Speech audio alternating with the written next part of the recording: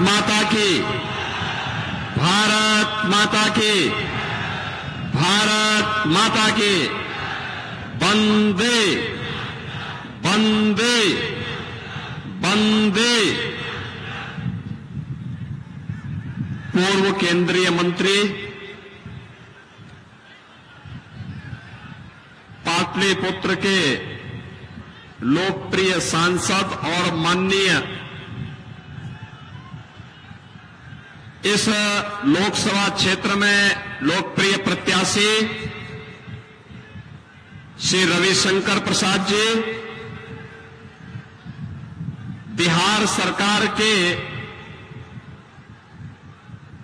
मंत्रीगण श्री नितिन नवीन जी, श्री दिलीप जायसवाल जी, इस क्षेत्र के लोकप्रिय सांसद, लोकप्रिय विधायक डॉक्टर संजीव चौरसिया जी, माननीय विधायक अरुण कुमार सिन्हा जी, पूर्व मंत्री महाचंद्र प्रसाद जी, महापौर पटना श्रीमती सीता साहू जी, उप महापौर श्रीमती रश्मि चंद्रवंशी जी,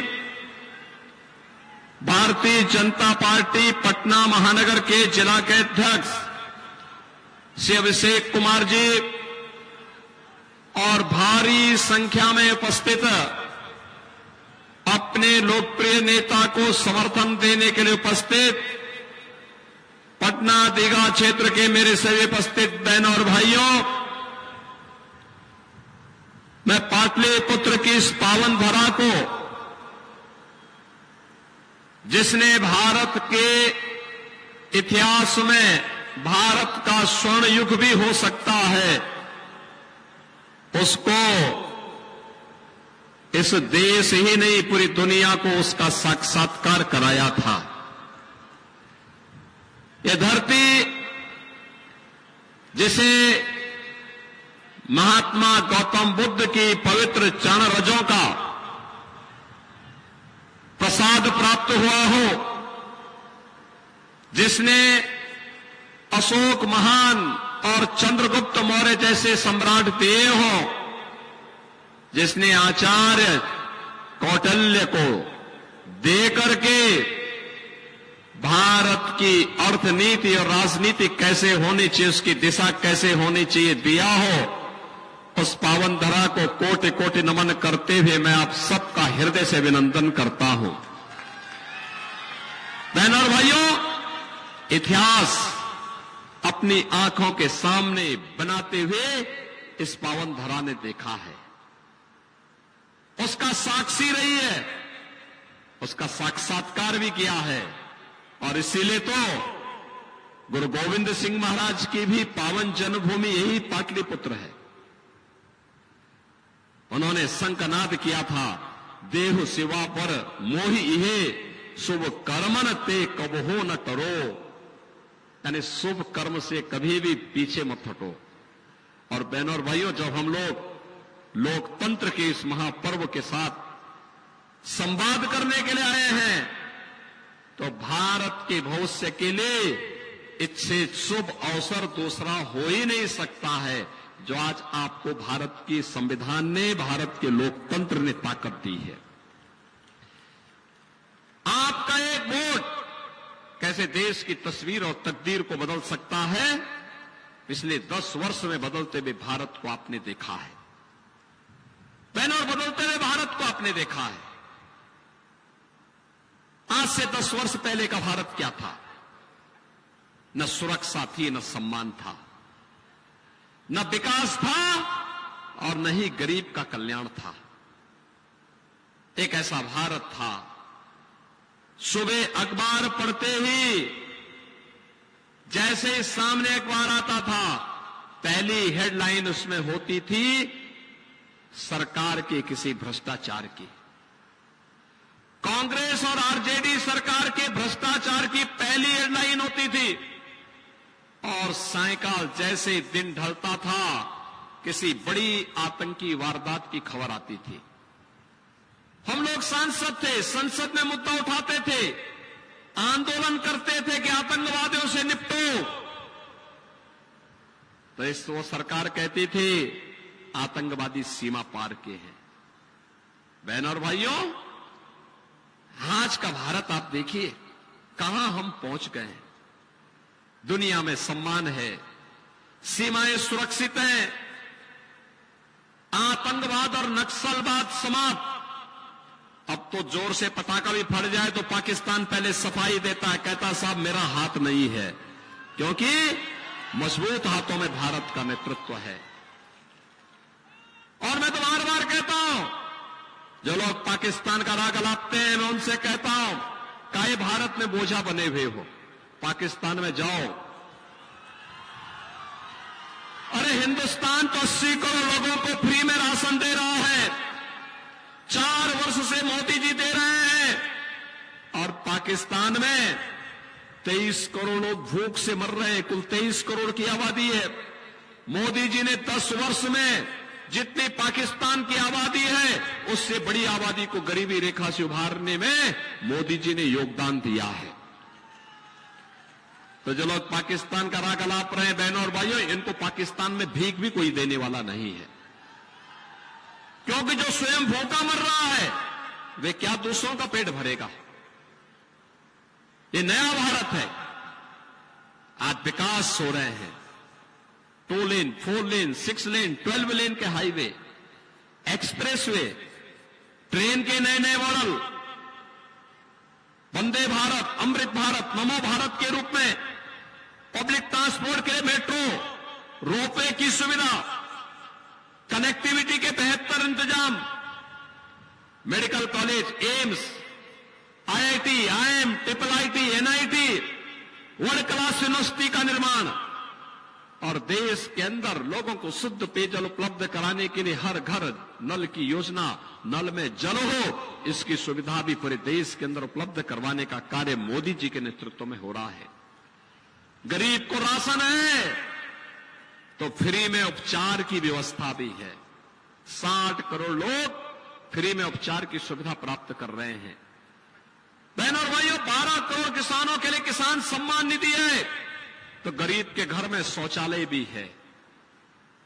मोदी जी ने अयोध्या में रामलला को ही विराजमान नहीं किया है, 4 करोड़ गरीबों के भी मकान बनाए हैं।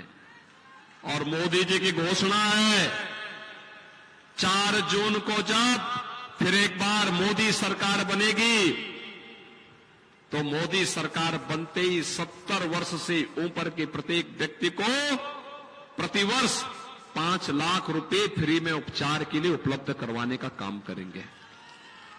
कोई भी व्यक्ति हो, उसकी जाति, मत, मजहब से कोई मतलब नहीं, वह 70 वर्ष का है, उसको ये सुविधा मिलेगी। जितने बचे हुए गरीब हैं उनके मकान मिलेंगे। ग्रामीण क्षेत्र में प्रधानमंत्री आवास के जो मानक है वह उस रूप में, शहरी क्षेत्र में जिसके पास जमीन है, जर्जर मकान है, कच्चा मकान है, वही उसकी पात्रता की शर्त है, उसको भी एक एक मकान मिल जाएगा। बहनों और भाइयों, आपने देखा विरासत भी है, विकास भी है, सुरक्षा है, सम्मान भी है, और शासन की संवेदना है तो गरीब कल्याण भी है। मोदी जी के नेतृत्व में बदलता हुआ भारत हम सब ने अपनी आंखों से देखा है। बहनों और भाइयों, लोकसभा चुनाव के अंतिम चरण में आपको मतदान करना है। मतदान 6 चरणों के पूरे हो चुके हैं। इन 6 चरणों में देश के अलग अलग राज्यों में मुझे जाने का अवसर प्राप्त हुआ। अलग अलग राज्यों में गया, उत्तर, दक्षिण, पूरब, पश्चिम, चारों ओर एक ही नारा, एक ही संकल्प, लोगों के मन में एक ही स्वर गूंज रहा है। चारों ओर लोग एक ही बात कहते हैं, वह नारा है फिर एक बार, फिर एक बार, फिर एक बार, और अब की बार 400 पार। 400 पार का नारा सुनते ही कांग्रेस और आरजेडी के गठबंधन को चक्कर आने लगता है, क्योंकि दोनों भी मिलकर के 400 सीटों पे नहीं लड़े। वे कहते हैं कैसे होगा, तो जनता ही जनार्दन की भूमिका में जवाब देती है, कहती है जो राम को लाए हैं हम उनको लाएंगे। क्यों? पटना भी साथ है ना, पटना भी साथ है ना, और आपको तो और ज्यादा साथ होना है। इसलिए होना है, भगवान राम लला के वकील कोई और नहीं, आपका सांसद है रविशंकर प्रसाद।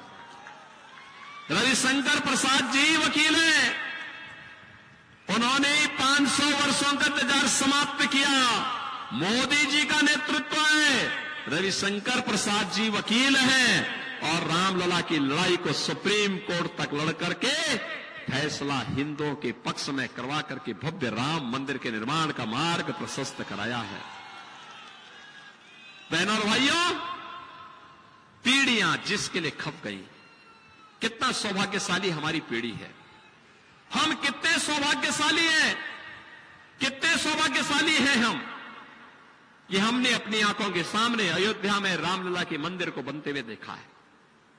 और मुझे मालूम है, जितनी खुशी अयोध्या वासियों को है, उत्तर प्रदेश वासियों को है, उससे ज्यादा खुशी बिहार वासियों को है। इसलिए है क्योंकि मां जानकी का मायका है, यहां पे तो और भी अच्छा है।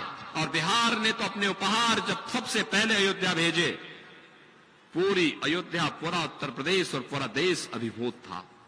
मां जानकी के मायके से उपहार आया है रामलला मंदिर के लिए। बहनों और भाइयों, ये पुण्य का भागीदार मोदी जी के नेतृत्व में आपके सांसद ने पूरे भारत के सनातन धर्मावलंबियों को बनाया है कि हम उस पीढ़ी में हैं जो पीढ़ी कह सकती है हमने राम मंदिर के निर्माण को अपनी आंखों से देखा है, रामलला को अपनी आंखों से विराजमान होते हुए देखा है। और सच है, मोदी जी का नेतृत्व है, लेकिन श्रेय आपको जाता है, क्योंकि कमल चुनाव चिन्ह पर जिसने भी वोट दिया है वह श्रेय लेने का अधिकारी है कि राम मंदिर मैंने बनाया है। आप बोलिए कि राम मंदिर हमने भी बनाया है, क्योंकि हमने कमल के मोहर पर अपना ईवीएम का बटन दबा करके रविशंकर प्रसाद जी को चुनाव जिता के भेजा, वो रामलला के वकील बने। राम मंदिर के कारण, कमल के चुनाव चिन्ह के कारण मोदी जी प्रधानमंत्री बने, और मोदी जी प्रधानमंत्री बनने के बाद उन्होंने निर्णय लिया कि अयोध्या में राम मंदिर का निर्माण बनना ही बनना है, और अयोध्या में शिलान्यास में भी और उद्घाटन में प्रधानमंत्री के रूप में मोदी जी का आगमन होता है। आज आप अयोध्या जाएंगे ना, आपको लगेगा कि साक्षात प्रभु रामलला के समय की अयोध्या जीवित हो गई है। कितने लोग अयोध्या गए इधर? मैं संजीव चौरसिया जी से कहूंगा, वे उत्तर प्रदेश के वहां के सह प्रभारी भी हैं। मैं कहूंगा चुनाव के बाद एक बार पटना वासियों को पूरी ट्रेन भर करके अयोध्या लेके आइए रामलला का दर्शन कराने के लिए। लेके आ जाना बस, बाकी तो प्रबंध हम अपने आप ही करेंगे वहां पे। बहनों और भाइयों, आज अयोध्या के दर्शन हो रहे हैं, नई अयोध्या, क्योंकि नया भारत है तो नए भारत की नई अयोध्या तो बननी है। काशी में काशी विश्वनाथ धाम भी आप देख रहे होंगे। और अब तो मैं तो लालू जी से कहूंगा, लालू जी आप तो नहीं करेंगे क्योंकि आपको तो वोट बैंक की राजनीति करनी है, लेकिन मैं कह सकता हूं अयोध्या और काशी के बाद हम मथुरा की तरफ भी जा रहे हैं।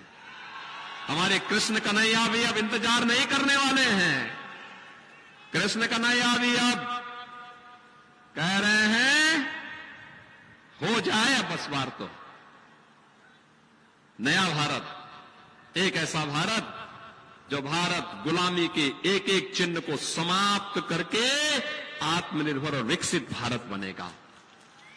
बहनों और भाइयों, आप कितने सौभाग्यशाली हैं। आतंकवाद की ताबूत पर अंतिम कील ठोकने का कार्य जब प्रधानमंत्री मोदी जी ने किया, धारा 370 को हटाकर, तो उसमें भी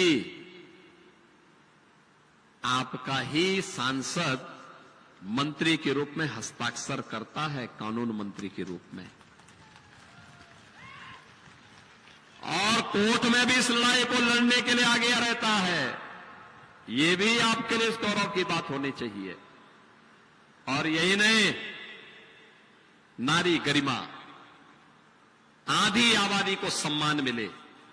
मोदी जी ने तो नारी शक्ति वंदन अधिनियम, देश की नई संसद में पहला अधिनियम कोई पारित हुआ तो यह अधिनियम पारित हुआ।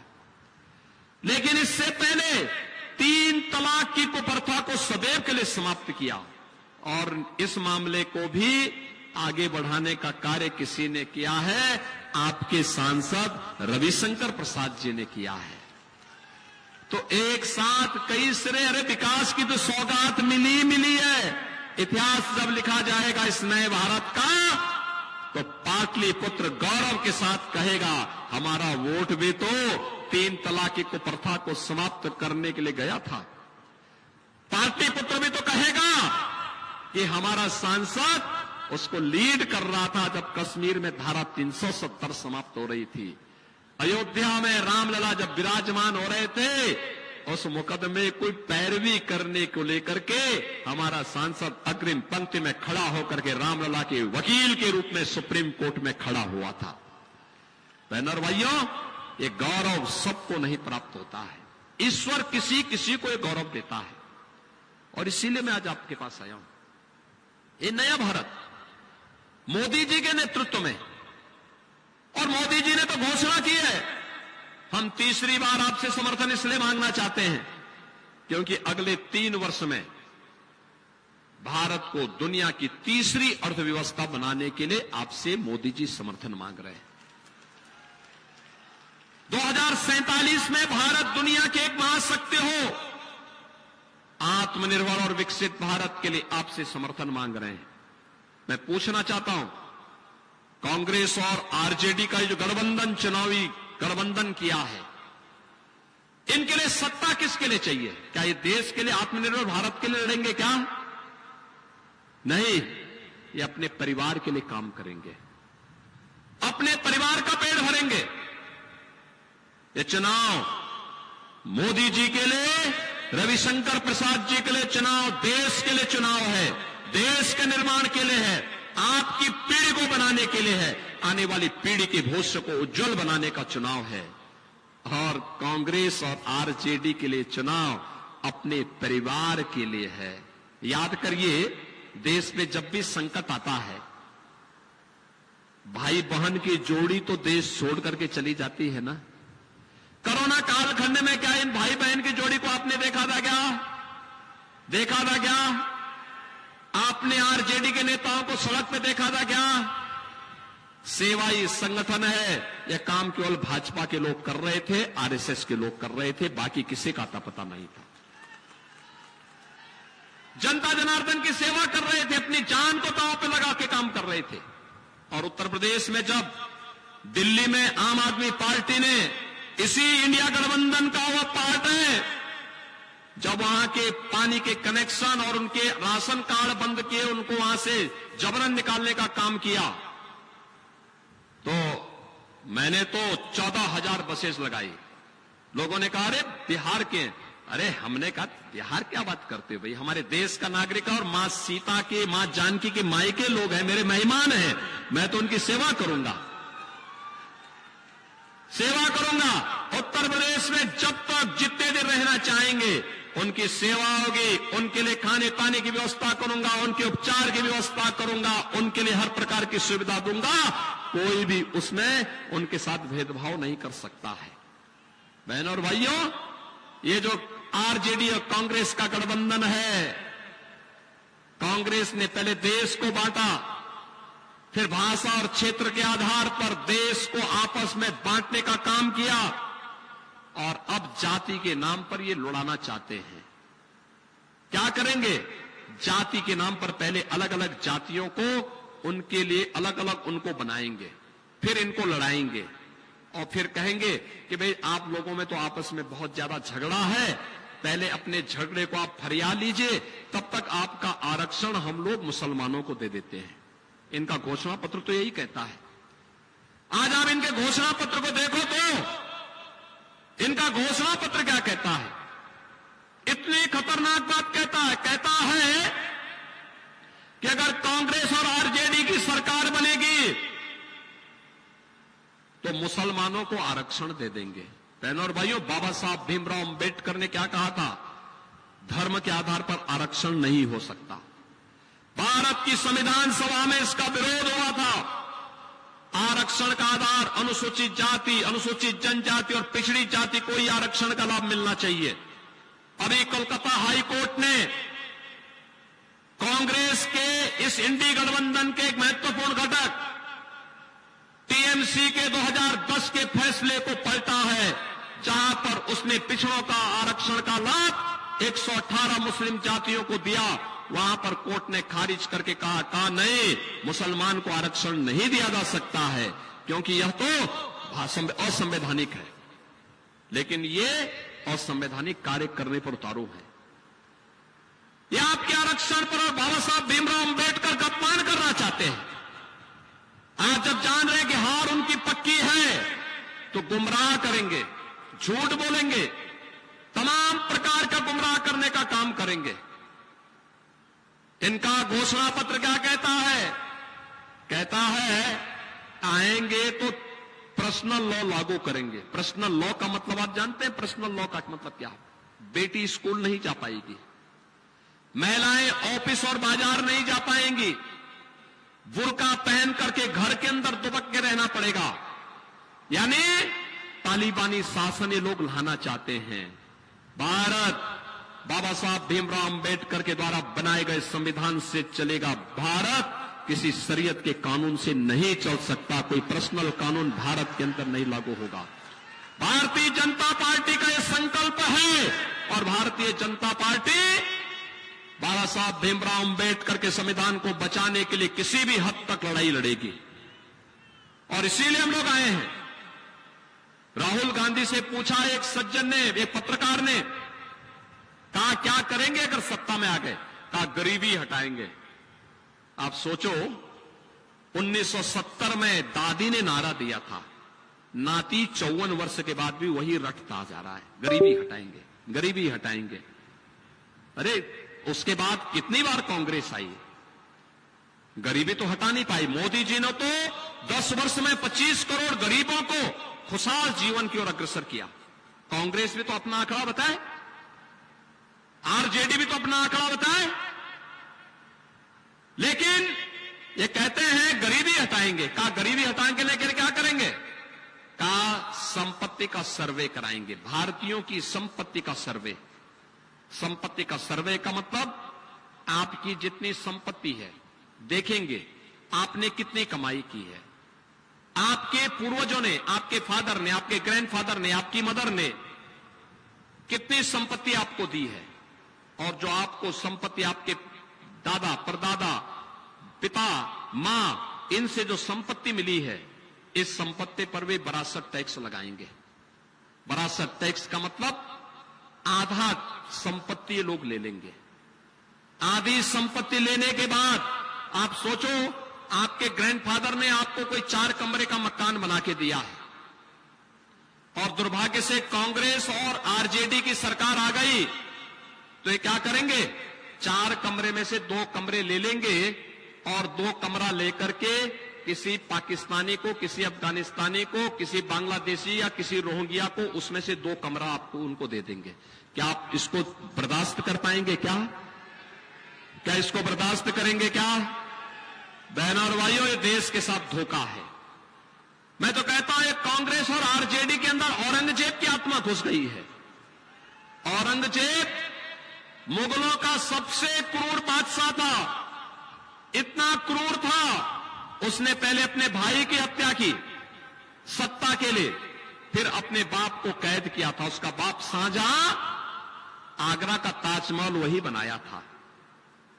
और यही पटना की खुदाबख्त लाइब्रेरी में पढ़िए ना, शाहजहां क्या कहता औरंगजेब के बारे में? कहता है कि तुझ जैसा कमबख्त पुत्र किसी को पैदा न हो। तूने मुझे जीते जी पानी के लिए तरसाया, एक एक बूंद पानी के लिए तरसाया है। अरे तुझसे अच्छे तो हिंदू हैं जो अपने बड़े बुजुर्गों का सम्मान करते हैं और मरने के बाद श्राद्ध कर्म करके पितरों को तर्पण करते हैं, जल देते हैं। बहनों और भाइयों, औरंगजेब ने हिंदुओं पर एक टैक्स लगाया था, उसका नाम था जजिया कर। ये विरासत टैक्स कांग्रेस का जजिया कर है। हमें औरंगजेब को भारत के अंदर फिर से जीवित नहीं होने देना है, औरंगजेब को जीवित होने से रोकना है। तो बहनों और भाइयों, मैं आपसे कहूंगा कि कांग्रेस आरजेडी गठबंधन को पूरी तरह खारिज कर देने की आवश्यकता है, पूरी तरह खारिज करने की आवश्यकता है। ये कहते हैं सत्ता में आएंगे, सत्ता में आएंगे तो अल्पसंख्यकों को उनकी रुचि के अनुसार खान पान की स्वतंत्रता देंगे। मैं तो इनकी बुद्धि पे मुझे तरस आती है, मुझे इनकी बुद्धि पे तरस आती है। अरे खान पान अल्पसंख्यक और बहुसंख्यक का अलग अलग कहा, अलग अलग कहा। बाटी चोखा बहुसंख्यक खाता, अल्पसंख्यक भी खाता है। दाल चावल रोटी सब्जी बहुसंख्यक खाता, वो भी खाता है।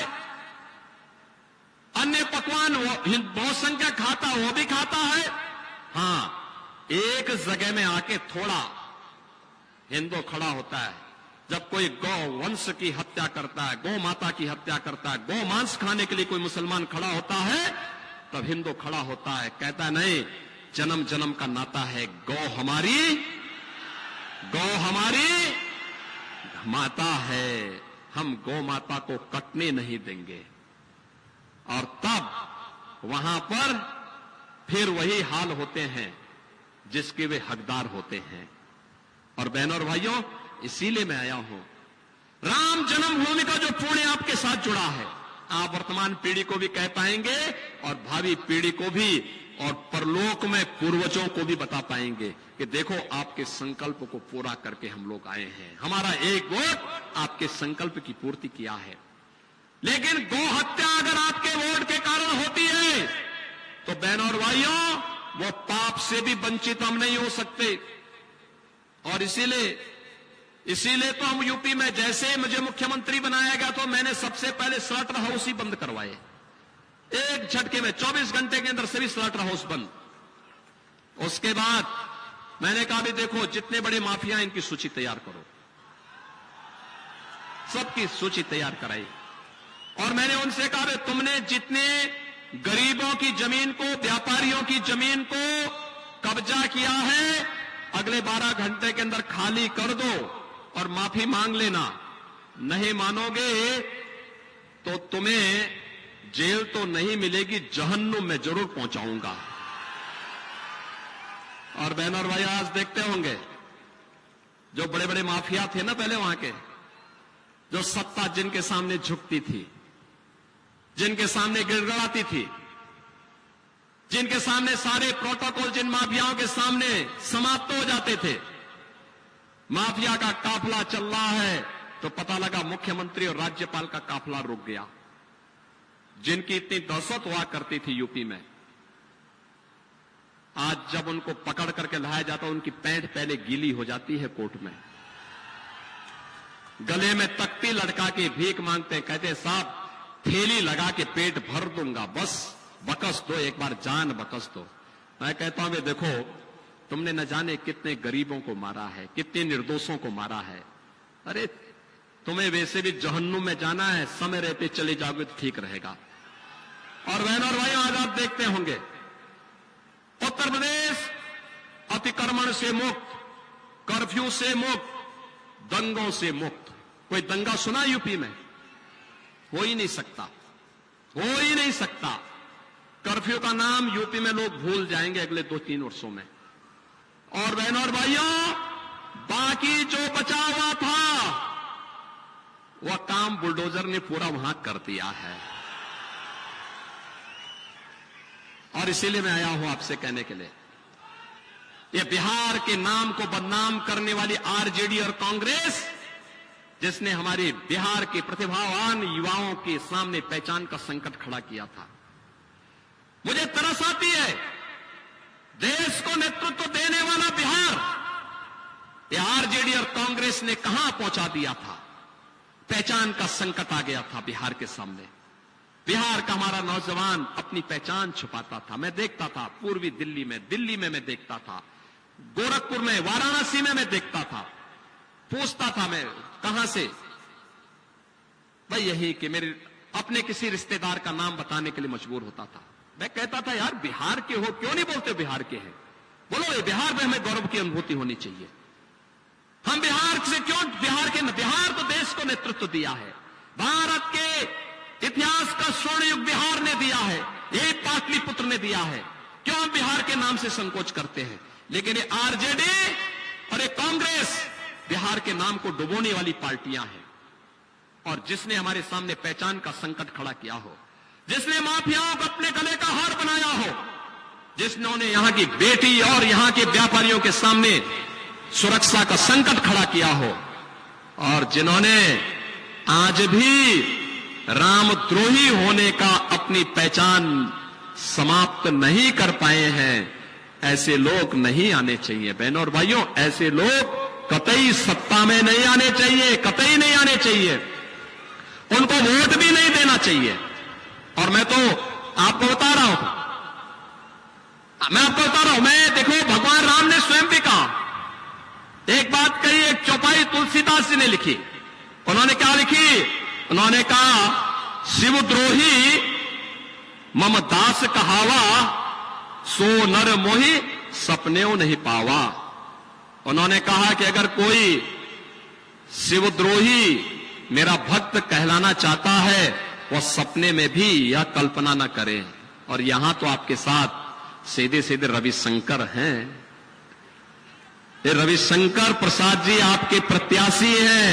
अगर कोई उनका विरोध कर रहा है, क्योंकि वे तो रामलला के वकील के रूप में हमें उनको देखना है, अगर कोई उनका विरोध कर रहा है और अगर वह कहता है, कोई सपना आपको दिखा रहा है, सपने को खारिज करिए। कहे नहीं भाई, रामलला के वकील को हमें जिताना करके भेजना है, जीतेंगे रविशंकर प्रसाद जी, कोई संदेह नहीं। बहनों और भाइयों, कोई संदेह नहीं, कोई संदेह नहीं। लेकिन बहनों और भाइयों, जब रामलला 500 वर्षों के बाद अयोध्या में विराजमान हुए हैं, 500 वर्षों के बाद विराजमान हुए हैं, गुलामी के चिन्हों को समाप्त किया गया है, तब हमारी जिम्मेदारी क्या बनती है कि रविशंकर प्रसाद जी रिकॉर्ड वोटों से चुनाव जीत करके जाएं। रिकॉर्ड बनना है। पटना रिकॉर्ड बनाएगा। थोड़ा दोनों हाथ लाके मुझे थोड़ा स्वस्थ करो।